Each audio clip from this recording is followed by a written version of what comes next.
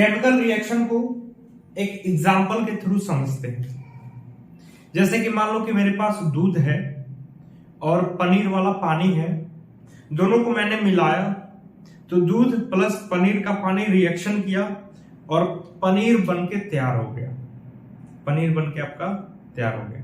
तो कहने का मतलब है कि केमिकल रिएक्शन के दौरान, केमिकल रिएक्शन एक प्रोसेस है जिसके दौरान एक न्यू सबस्टेंस का फॉर्म होता है, उसकी अपनी एक अलग प्रॉपर्टीज होती है, with new properties are form. वो अपने साथ एक नई प्रॉपर्टीज लेके फॉर्म होता है। क्या दूध के जैसे ही पनीर होता है? दूध आपका लिक्विड स्टेट में होता है, वो आपका सॉलिड स्टेट में होता है। तो दूध से पनीर बनना और पनीर की अपनी एक प्रॉपर्टीज होती है। मेरे ख्याल से समझ में आ रहा है। जैसे चीनी ले लो, पानी ले लो, चीनी ले लो और पानी ले लो। चीनी और पानी का केमिकल रिएक्शन कराओगे, चीनी और पानी का केमिकल रिएक्शन कराओगे तो एक स्वीट वाटर बनेगा, एक स्वीट वाटर बनेगा जिसकी प्रॉपर्टी लिक्विड स्टेट में है और मीठा भी है। अगर पानी को देखते हो तो क्या पानी मीठा है? नहीं है। क्या चीनी लिक्विड स्टेट में है? नहीं है। ये मीठा भी है और लिक्विड स्टेट में भी है। तो कहने का मतलब है जब दो या दो से अधिक मतलब वस्तु या कोई चीज एक अपने साथ रिएक्शन करते हैं तो एक नया सबस्टेंस का निर्माण होता है। ठीक है, वो रिएक्टेंट मैं नहीं बताऊं, रिएक्टेंट हाँ रिएक्टेंट ही ले लो यार। जब जब दो और दो से अधिक रिएक्टेंट एक साथ रिएक्शन करते हैं तो एक न्यू सबस्टेंस का फॉर्म होता है, उसी का नाम क्या है? प्रोडक्ट। वह उसकी प्रॉपर्टीज अपनी होती है। मेरे ख्याल से समझ में आ रहा होगा। Chemical reaction is a process in which new substance with new properties are form. New substance तो फॉर्म होता ही है, उसके साथ न्यू प्रॉपर्टीज भी फॉर्म होती है। ड्यूरिंग, ये नोट करने वाली बात है, during chemical reaction atom of one element do not change into those of another element, only a rearrangement of atom take part in chemical reaction। कहने का मतलब है कि एलिमेंट केमिकल रिएक्शन में पार्टिसिपेट नहीं करते। कौन करता है भाई? मैं पूरा फील दिलाता हूं।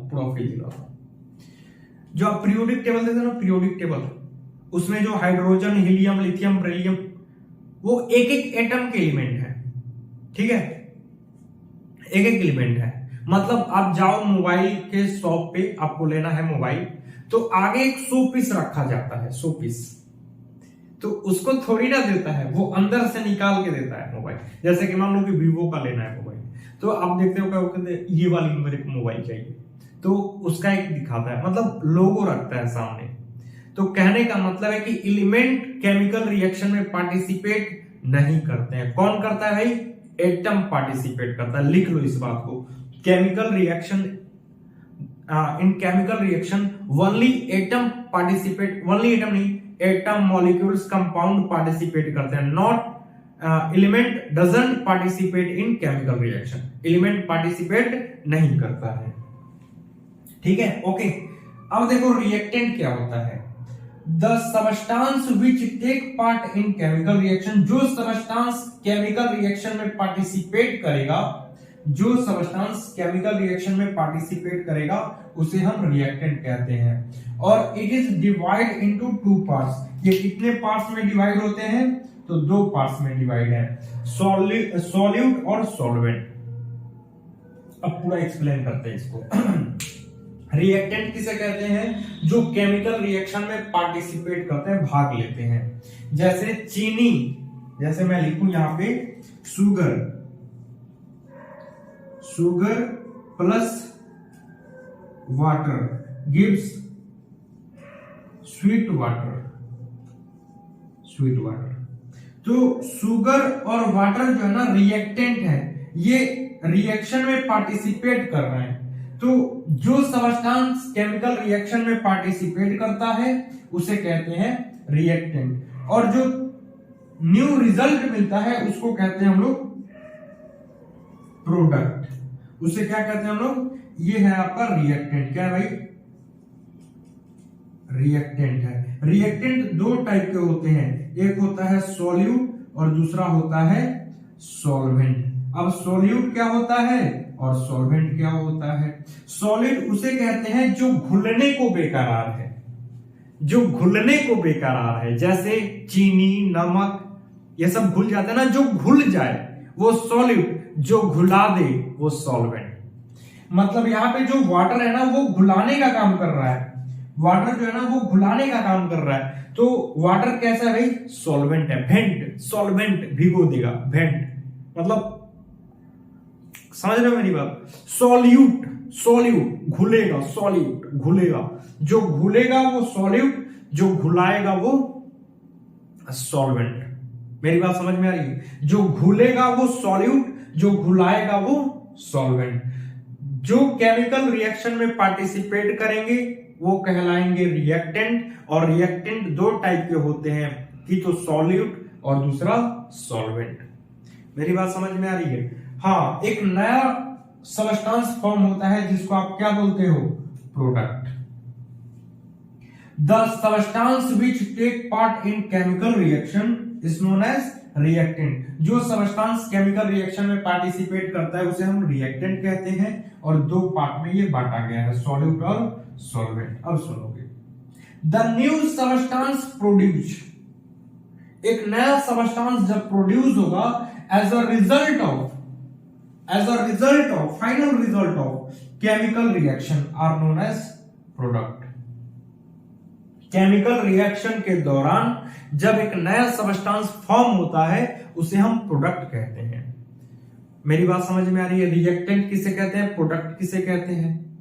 जो केमिकल रिएक्शन में पार्टिसिपेट करेगा उसे रिएक्टेंट दो टाइप के होते हैं, सॉल्यूट और सॉल्वेंट। जो नया फॉर्म करता है, नया सबस्टेंस फॉर्म करता है उसे हम प्रोडक्ट कहते हैं। बोलो समझ में आ रहा है कि नहीं आ रहा? इतनी बात समझ में आ रही है? केमिकल रिएक्शन किसे कहते हैं? यह एक प्रोसेस है जिसमें सबस्टेंस पार्टिसिपेट करते हैं और एक दूसरे के साथ केमिकल रिएक्शन करते हैं और एक नया सबस्टेंस का फॉर्म होता है, ठीक है, और वो अपनी एक अलग प्रॉपर्टीज लेके फॉर्म होता है। ड्यूरिंग केमिकल रिएक्शन में एटम पार्टिसिपेट करते हैं, एलिमेंट पार्टिसिपेट नहीं करता है। जरूरी नहीं एटम, कंपाउंड, ठीक है, मॉलिक्यूल्स, ये सब पार्टिसिपेट करते हैं, एलिमेंट पार्टिसिपेट नहीं करता है। Single element not participate in chemical reaction. Okay, आगे बढ़े 1 2 3 4, जल्दी करो।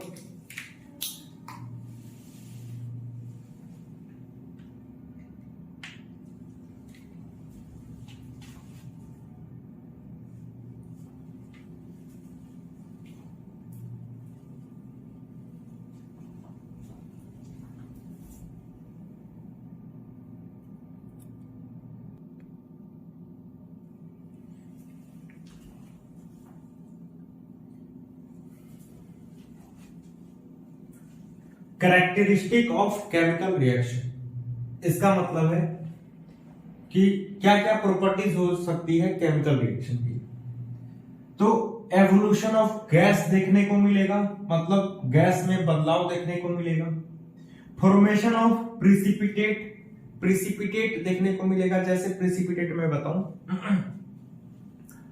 कुछ पार्टिकल देखने को मिलेगा। जैसे मान लो कि वाटर है और वाटर में चौक या पाउडर मिला दो, चौक के, ठीक है, तो आपको उसके अंदर व्हाइट पार्टिकल देखने को मिलेगा, उसको बोलते हैं प्रेसिपिटेट। या ऐसा कुछ रिएक्शन करा है जो कुछ अंदर में सॉलिड टाइप का बच रहा है, जैसे कुछ रिएक्शन कराए हम और अंदर में कुछ शेष बच रहा है, उसको हम लोग प्रेसिपिटेट बोलते हैं। ओके, तो प्रेसिपिटेट का फॉर्मेशन होगा, चेंज इन कलर हो सकता है, देखो गैस में बदलाव हो सकता है, एवोल्यूशन ऑफ गैस होगा।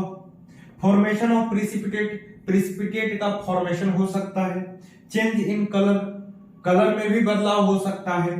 चेंज इन स्टेट में भी बदलाव हो सकता है। चेंज इन कलर, और चेंज इन कलर दो लिखा है क्या? Change in temperature, change in temperature,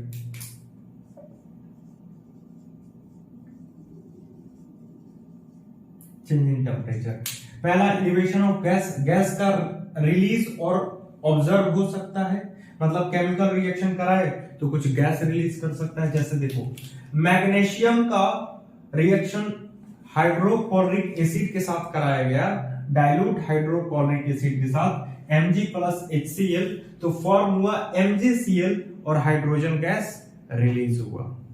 मतलब यहाँ पे गैस रिलीज हो रहा है, तो एवोल्यूशन ऑफ गैस हो सकता है, फॉर्मेशन ऑफ प्रिसिपिटेट, मतलब प्रिसिपिटेट का फॉर्म हो सकता है। जैसे बैरियम क्लोराइड का रिएक्शन हम सोडियम सल्फेट के साथ कराएं तो बैरियम सल्फेट बनाएगा और NaCl सोडियम क्लोराइड बनाएगा, और barium sulphate white precipitate form करता है, व्हाइट प्रिसिपिटेट फॉर्म करता है।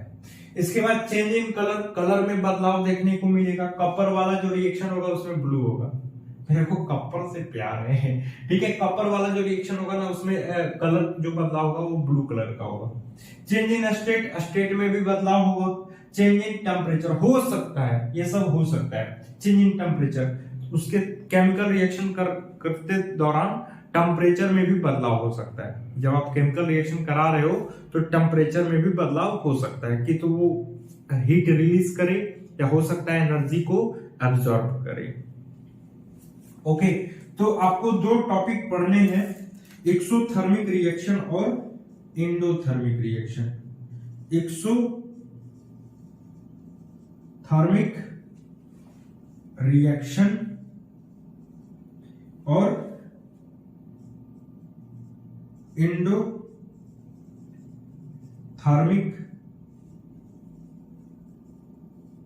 रिएक्शन। एक्सो का मतलब होता है हीट का रिलीज होना, एनर्जी का